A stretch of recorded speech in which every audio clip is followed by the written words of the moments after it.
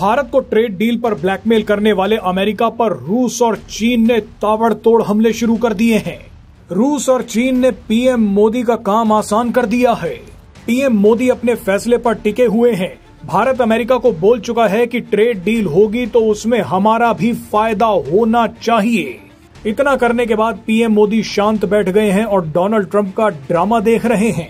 PM Modi ये भी देख रहे हैं कि कैसे डोनाल्ड ट्रंप को अपना नया मोटिवेशनल स्पीकर घोषित करने वाली विपक्षी पार्टियां भारत की तेजी से बढ़ती हुई अर्थव्यवस्था को मरी हुई इकोनॉमी कह रही हैं।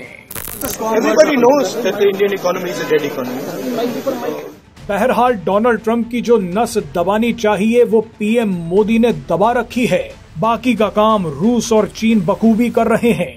रूस और चीन ने भारत का नाम लेकर अमेरिका पर हमलों की बौछार कर दी है। रूस ने तो भारत को एक बड़ा ऑफर तक दे डाला है। शुरुआत रूस से ही करते हैं, उसके बाद चीन पर आएंगे। डोनाल्ड ट्रंप ने जैसे ही भारत के सामानों पर 25% टैरिफ का ऐलान किया तो भारत में रूसी राजदूत डेनिस एलिपोव ने बड़ा ऐलान कर दिया। डेनिस एलिपोव ने कहा कि हम अब भारत के साथ एक नए फाइनेंशियल सिस्टम पर काम कर रहे हैं। हम भारत के साथ अपने व्यापार को और भी ज्यादा बढ़ा रहे हैं। डेनिस एलिपोव ने कहा कि आने वाले समय में हमारा ऐसा फाइनेंशियल सिस्टम तैयार हो जाएगा जिससे दोनों देश अपनी लोकल करेंसी में ही व्यापार करेंगे। यानी डेनिस एलिपोव ने साफ साफ इशारा कर दिया है कि आने वाले समय में भारत और रूस रुपए और रूबल में व्यापार करेंगे, डॉलर में नहीं।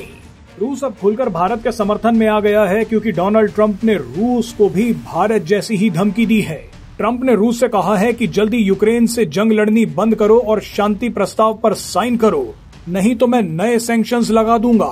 इसके जवाब में सबसे पहले तो रूस ने यूक्रेन पर दोबारा हमला कर दिया। इसके बाद रूस ने कहा कि हमें सैंक्शंस का नाम लेकर डराने की जरूरत नहीं है। सैंक्शंस यानी प्रतिबंधों को लेकर हमारी इम्यूनिटी अब बहुत मजबूत हो गई है।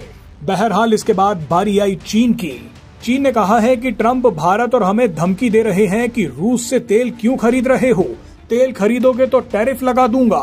चीन ने कहा कि ट्रंप आरोप लगा रहे हैं कि हम और भारत रूस से जो तेल खरीद रहे हैं उसकी वजह से यूक्रेन जंग भड़क रही है। ऐसे में हम ट्रंप को आईना दिखाना चाहते हैं कि रूस से व्यापार तो आप भी कर रहे हैं और पश्चिमी देश भी, तो सिर्फ जंग भड़काने का आरोप भारत और चीन पर क्यों लगाया जा रहा है। चीन ने ये बयान संयुक्त राष्ट्र सुरक्षा परिषद की बैठक में दिया है। आइए आपको ये बयान सुनवाते हैं।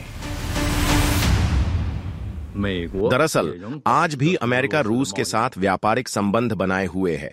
अगर अमेरिका खुद ऐसा कर रहा है तो फिर दूसरों को इसकी इजाजत क्यों नहीं है।